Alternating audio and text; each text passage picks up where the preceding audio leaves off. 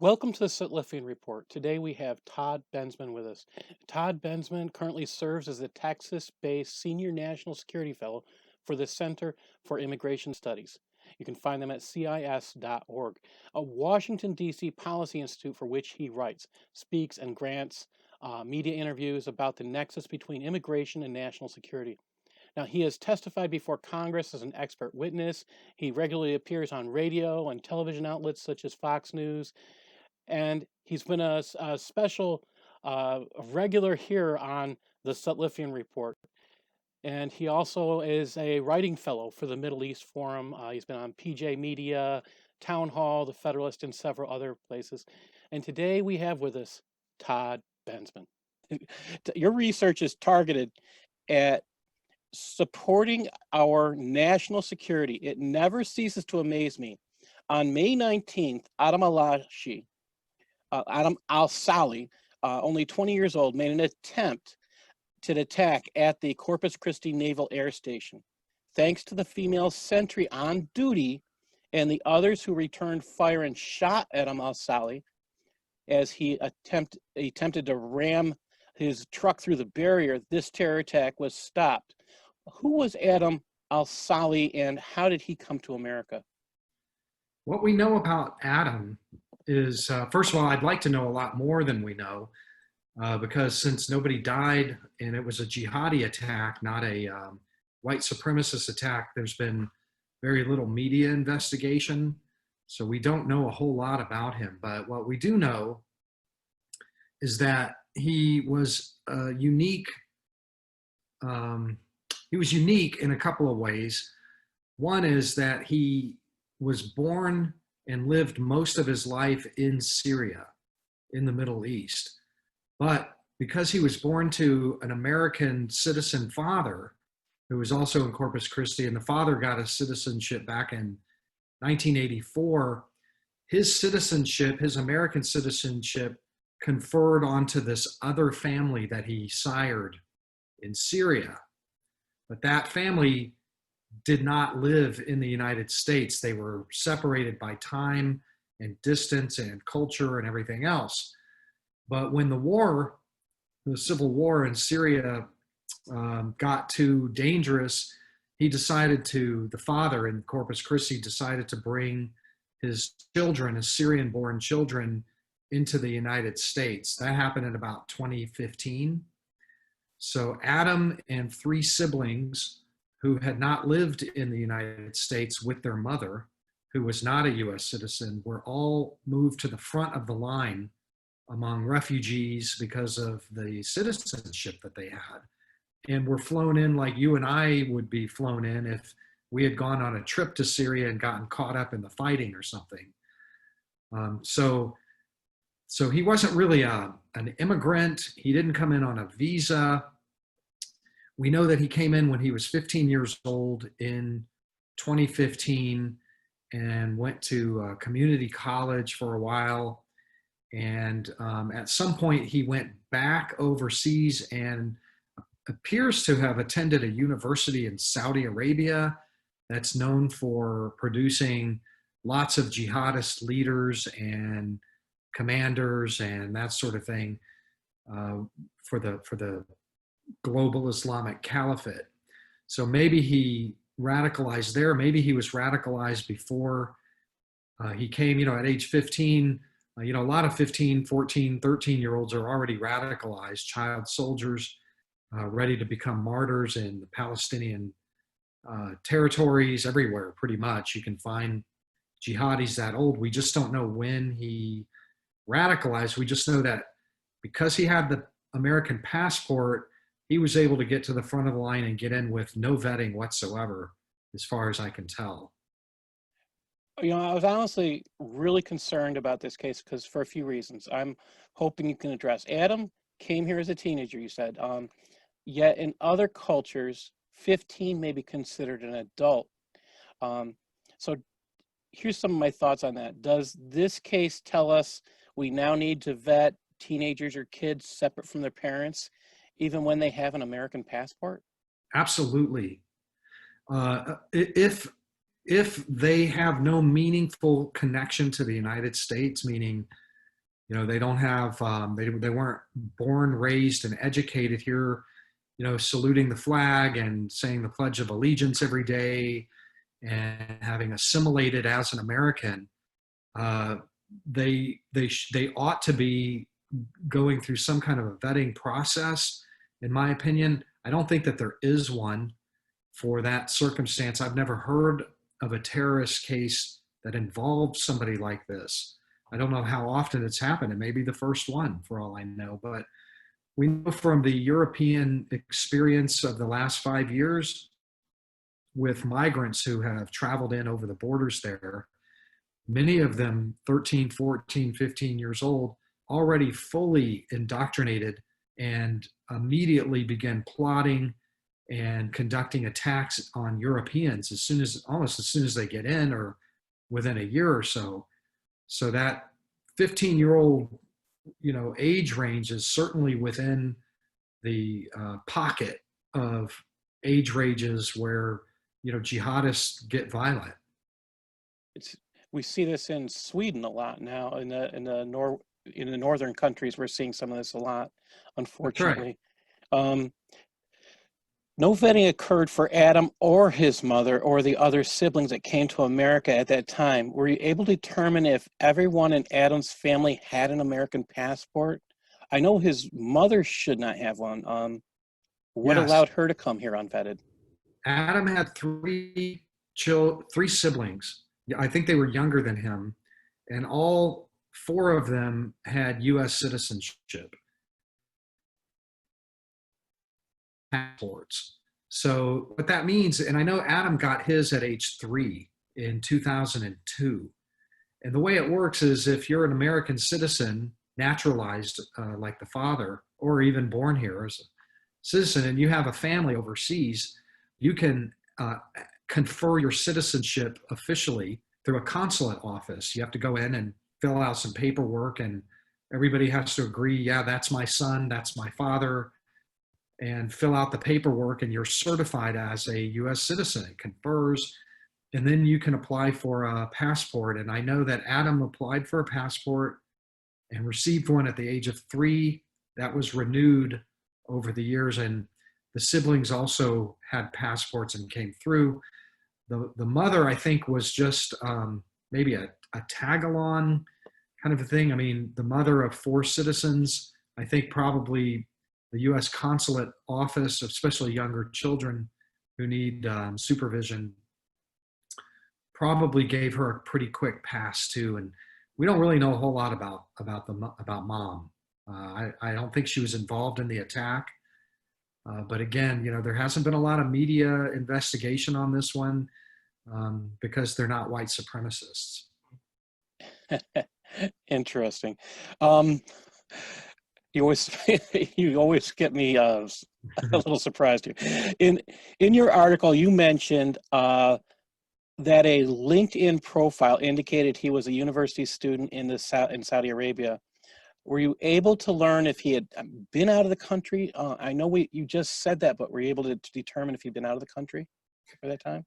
I have not, but there was some reporting by Site, SITE, where they were able to capture his social media before the feds took it down, where they were able to find it. And Site reported that he had a lot of postings glorifying or expressing adoration for certain Saudi clerics who were extremely radical and violent, who incited to violence, all of them Saudi clerics. And so, you could maybe put that together with the fact that on his LinkedIn profile, he talks about being a student of this university in Mecca. I don't know if he actually was. Maybe it was an online thing. I don't know if he actually went there. He certainly could have with the passport. We know he was enrolled in a community college in Corpus Christi also. But I'm sorry, it's just there's some gaps in the story here, and I don't know if we're ever going to find out.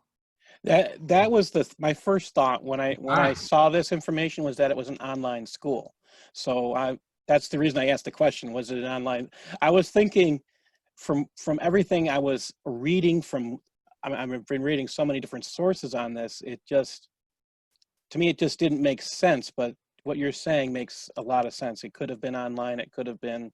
We just don't know the information right now. No, but he was certainly radicalized, judging by the site reporting about his social media. I went onto his social media that day and it was all gone already. So Oh well, I don't know how site got it, but kudos. thank God they did. So, what are your recommendations for making America more safe in respect to this scenario?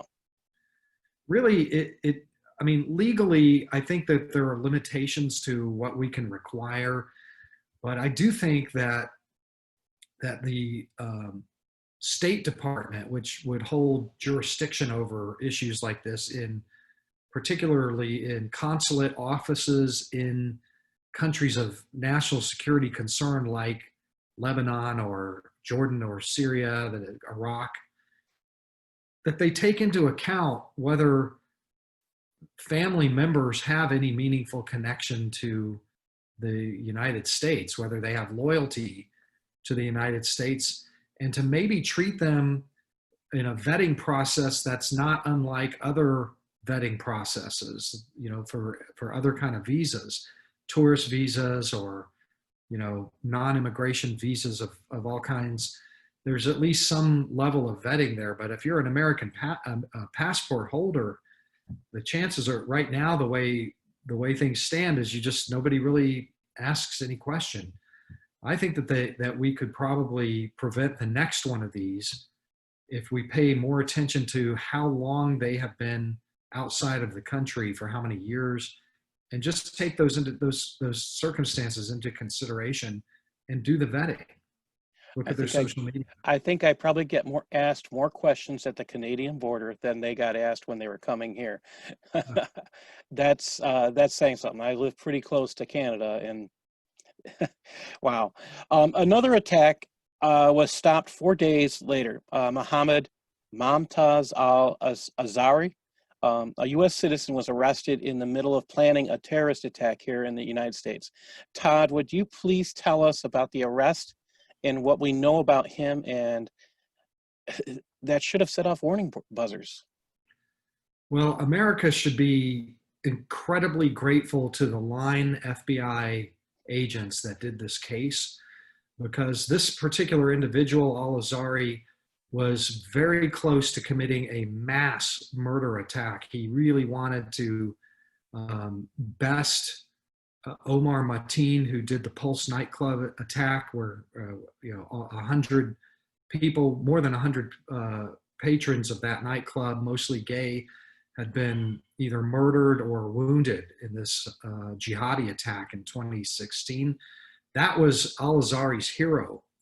And he was bound and determined to beat that casualty count. He wanted at least 50 dead. He was scoping out beaches that were crowded with people coming out from COVID. He was a former convict. He should have been on the radar. He had been convicted of terrorism charges in Saudi Arabia.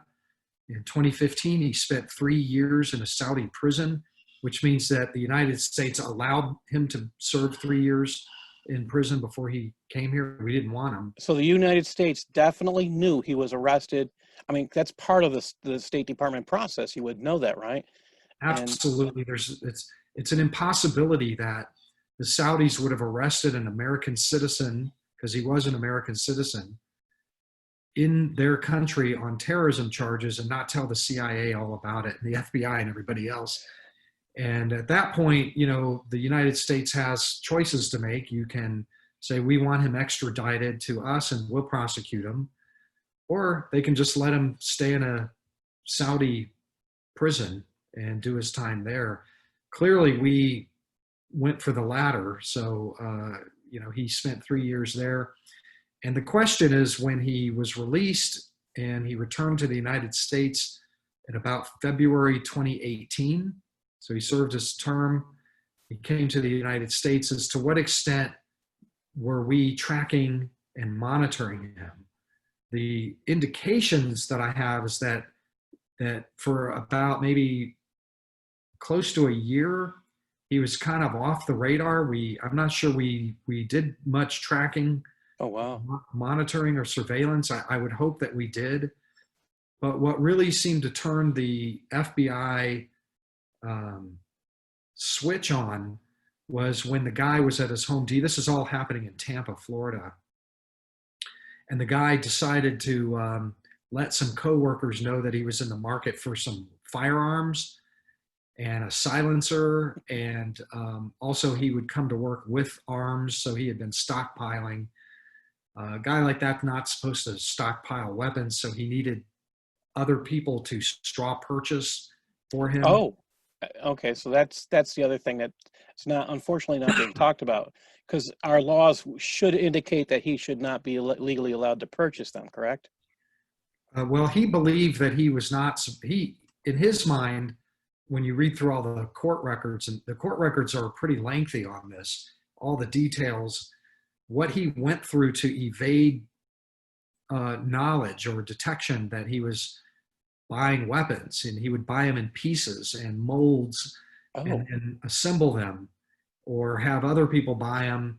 And that was a good thing that he was having to do that, because ultimately the FBI was able to set up on him and get some informants placed next to him so that, and there were surveillance teams on this guy. And he was absolutely dead set and getting very close to conducting his attack by the time they arrested him just a few weeks ago.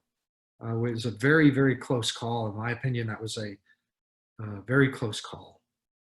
so is there anything you can recommend that we could do to stop cases like this? I know they did stop it. Is there any other any suggestions Yeah, I for mean, policy improvements? so this goes to this whole notion of terrorist recidivism, whether you can there are things that you can do for people who have served their times on terrorism charges, convictions, and are released into society, because there are more and more and more of these people being released into the country. Because, face it, you get them on a material support charge and it's 5 years. You get them on a firearms charge, it's 3.5 years. You get them on an immigration charge, whatever it is. Often the terrorism charges are not life sentences. So, I think their maximum is actually 20 or 30 years is what it seems to be. yeah, but look, most of them are staying in for maybe 10 or 13 years on average. There have been some studies about that. And the point is, it's been almost 20 years since 9/11, and we've had a lot of released terrorist convicts into Yes. this country. And no government agency tracks the recidivism rate of these people.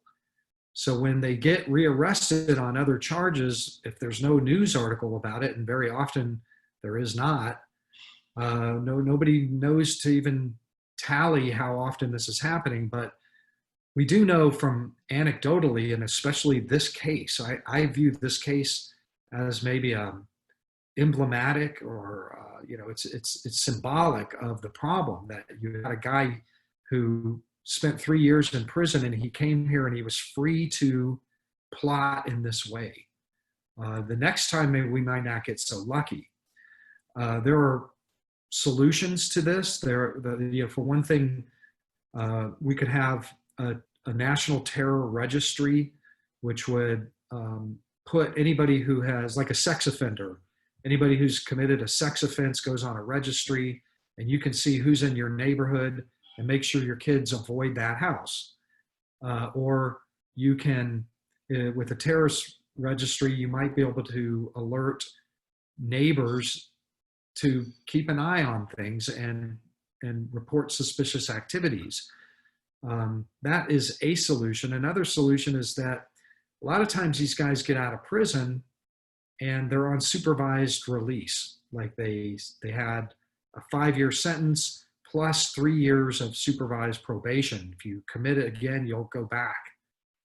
And there are federal probation officers that manage these individuals. And we could potentially, I've proposed this before in my writings and on Capitol Hill, that probation officers are the logical place to connect with gathering intelligence legally and within civil rights and civil liberties restrictions, limitations, to keep a really good eye on what's happening with these inmates. But they don't really, because they've got heavy caseloads and nobody's pushing these parole officers to do anything special at all with these former convicts. So, So one of your suggestions is actually lower the caseload, is what it sounds like. well, you could lower the caseload, or you could force the prioritization of the terrorism ones over, maybe guys who had committed burglary, or Okay. maybe non-lethal, federal drug trafficking or something like that. But you could also provide federal parole officers with analytical support, meaning civilian intelligence analysts who can do the work that needs to be done, the scut work that often needs to be done to track these guys, what they're doing on social media, who they're seeing, questions to be asked at home visits, if they're in violation of any of their terms of parole.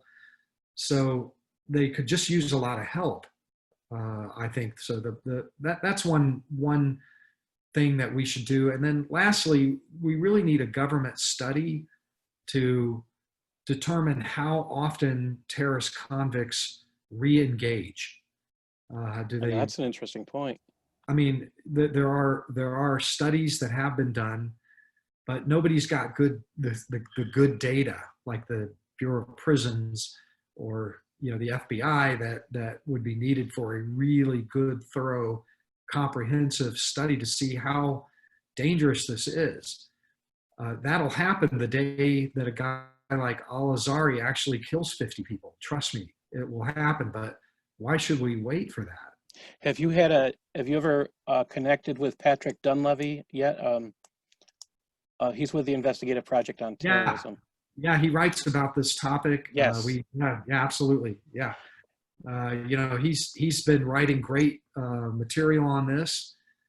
We've got lots of material to write about, because not just this guy, but in Europe, we've had a series of early prison releases of convicted jihadists who went right out and murdered. And this is what he talks about. The reason. Yes. I think they want to end. Patrick Dunleavy's big thing is end early release for terrorists. I'm 100% behind that, because we're convicting them because of an ideology.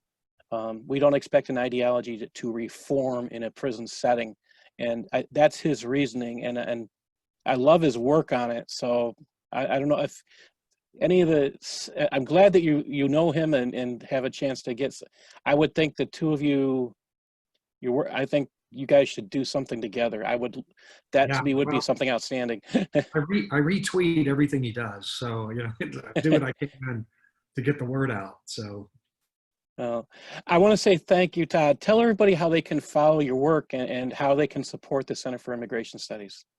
Okay, so for one thing, you can go to my website, which is www.toddbensman.com.